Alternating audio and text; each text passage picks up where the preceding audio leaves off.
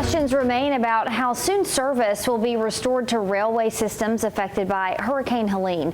Thanks for joining us. I'm Latricia Thomas. And I'm Josh Rode. Now, two major railroad operators face extensive and expensive repairs. These photos of twisted train tracks here, just a glimpse into the damage that Norfolk Southern and CSX will have to rebuild. Now, the devastation goes on for hundreds of miles and could cost hundreds of millions of dollars to fix. Justin Berger has a look at when this critical infrastructure is expected to reopen.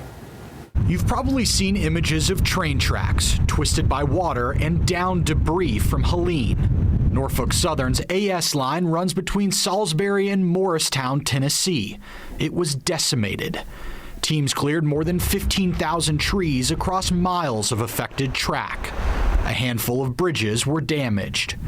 21,500 feet washed out, more than 50,000 feet damaged by scour or erosion around tracks, and more than 15,000 feet of track had fill failures and slides.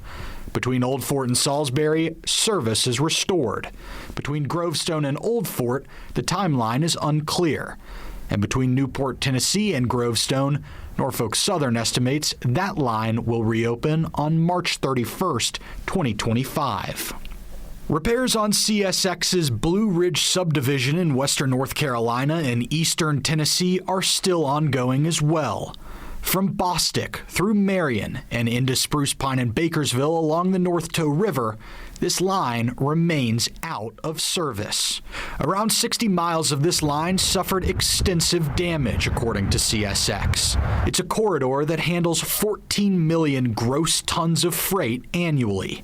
Issues are diverse and widespread. The Poplar Bridge, around 500 feet, needs to be completely reconstructed. Roadbed and tracks must be recovered in the river and reconstructed in several places.